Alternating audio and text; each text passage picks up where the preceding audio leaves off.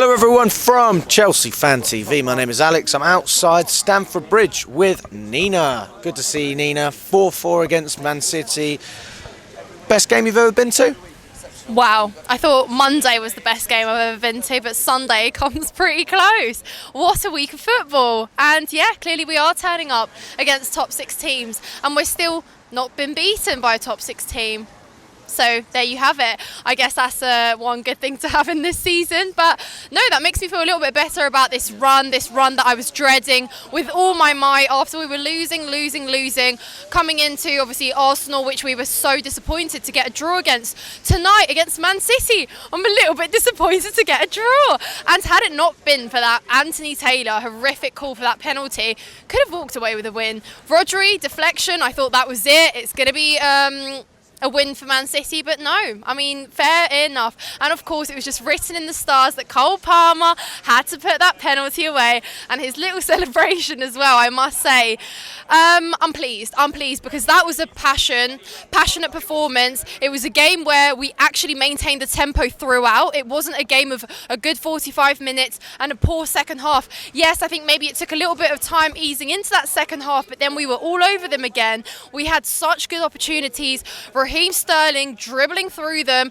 We had these little 1-2 passes as well through their midfield. I was really surprised at how good we played. We set up with that good press that clearly we were pushing them back at times as well, and yeah, I just think great finishes tonight. Raheem Sterling, take a bow. I don't know if it meant extra because you were up against a Man City side that probably underestimated you big time and said it was probably better for you to go because you're washed or whatever. Palmer as well, thinking that, oh, you know, we can afford to let Palmer go, but Palmer has literally been one of our best players so far. I think if I was a Man City fan, in fact, I know Man City fans, they're gutted that they got rid of Palmer because, and I said it at one of the previous fan camps, Palmer is their De Bruyne. He's what De Bruyne was for us. You know, he was getting minutes, but he said, I want more, just like De Bruyne was under Jose. And they said, look, we're going to play, but we can't start you ahead of, you know, Grealish and Doku and all these players every week. And he said, well, screw that, I'm off. And here he is at Chelsea, bossing it. In the previous fan camp, Charlie said he's our best player. You know, so he's already a fan favourite. Yeah, absolutely. And look at that, 40 million. We were surprised and somewhat maybe disappointed to see that he was the surprise signing of the summer transfer window. Yet he is now an undroppable. Chelsea flourishes with him in the squad. He complements our whole attack. He includes other players. It's not just sort of a one-man show, even though it could have been a one-man show. Do you remember that chance where he literally dribbled through their whole defence and then he lost his feet and couldn't like really chip Edison or anything? That could have been another goal there for Palmer. So he is just so bright, he's so confident on the ball and he trusts himself. That's what I really love. He doesn't always look to release the ball when he feels some pressure. He usually tries to take on his man and he succeeds more time than not.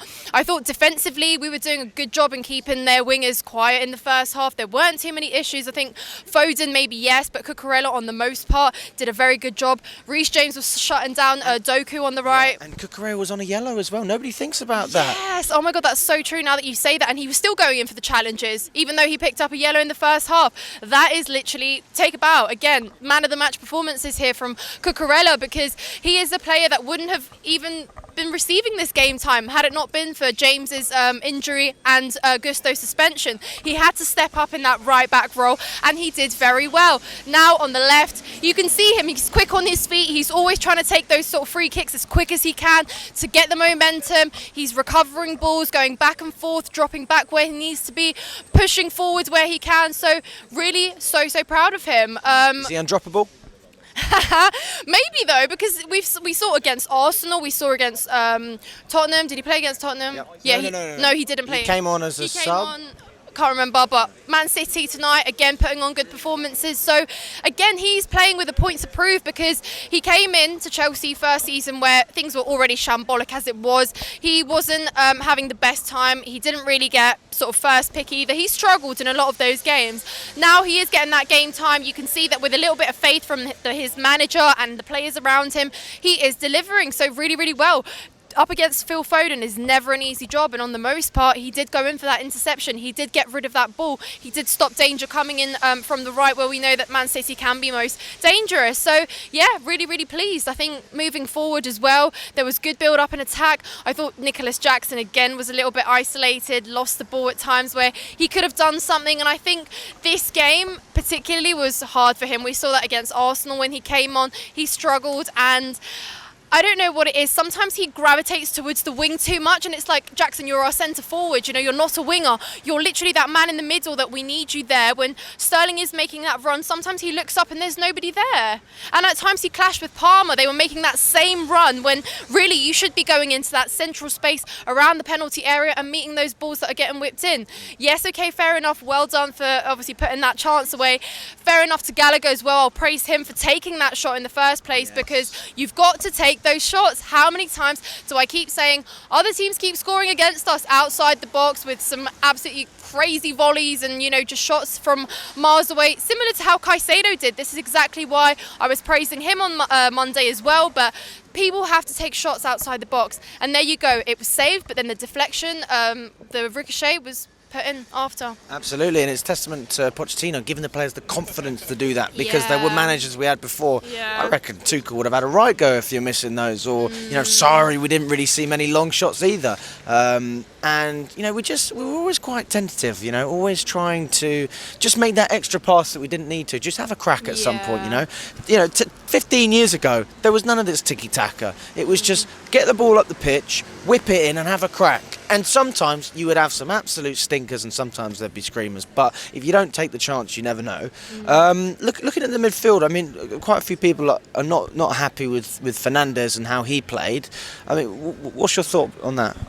I think, he did maybe struggle tonight. I think it might be something about, on Monday he did pick up a little sort of minor injury. I don't know if it played on him mentally or something like that, but I don't think he had his best game. He hasn't really been having a good couple of games, but I'm not going to be too quick to criticise Enzo. Enzo has literally been our best player since he arrived in January. He was literally up with Thiago Silva, one of the best players in such a poor season, and he delivered. He brought in his sort of World Cup winning mentality and tried to install it in the team. I still see loads of captain sort of leadership skills in him. You saw with that where Sterling wanted to take the penalty and Enzo said to him, look, no.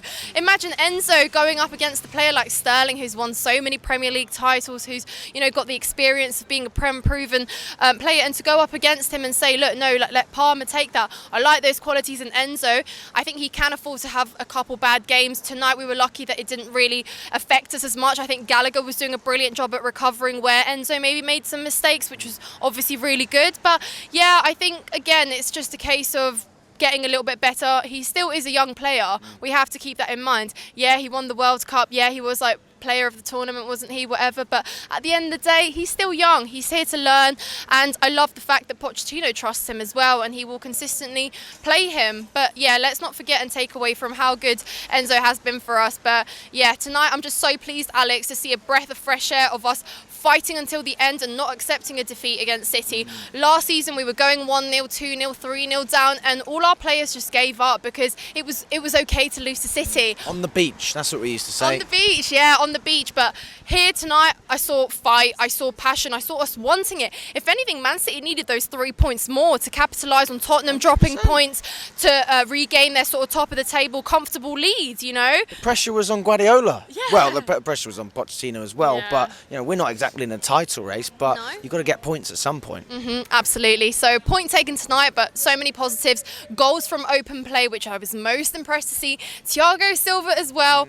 I love the man. Thiago Silva, stay at Chelsea forever. I don't care if people think that he's coming towards the end of his footballing abilities. He is so intelligent. His presence, his celebration, just the way you can see how much it means to him. And I keep saying Thiago Silva is so integral in these big games because he knows what it's like to come up against these teams. He has more times than he can count, and he's here to help those younger players as well, ease into it, get better. So hopefully when that dreaded day of him leaving does come, we've got our Badia Shields and our Colwells and our Disassis to step up and be that Thiago Silva for us in the future. He was the antagonist for the goals that we made. So I mean, to be fair, when City scored that first goal, it was a little bit dead out of the stadium. Obviously everyone was having a go at Taylor, rightly so. But the best way to respond to any sort of issues or problems, show it on the pitch. You don't need to do a post on social media tweeting about how much you care. Let us see it, and we did see it. Yeah. And no, just a quick one on Anthony Taylor. I just can't believe we still have to have these conversations about referees. Also, why was the man demoted to Championship and then was again brought up into the Premier League to referee a Chelsea-Man City game? We know what the history has been, and I can't believe that the FA continuously let him do that. I mean, is he going to be under scrutiny for that decision tonight? Because it wasn't just one. I think there was a handball as well that denied us a clear goal scoring opportunity. There was a few foul throw-ins as well. There was one of the throw-ins actually led into a goal, and actually it should have been called a foul, and I think it was Gallagher. So how many decisions are going against us tonight? And we're still walking away with a point. So really, we actually could have won that game had it not been, we were playing against 9-man Tottenham on Monday, playing against 12-man Man City today. Can we catch a break? That's the life of a Chelsea fan, Nina. Yay!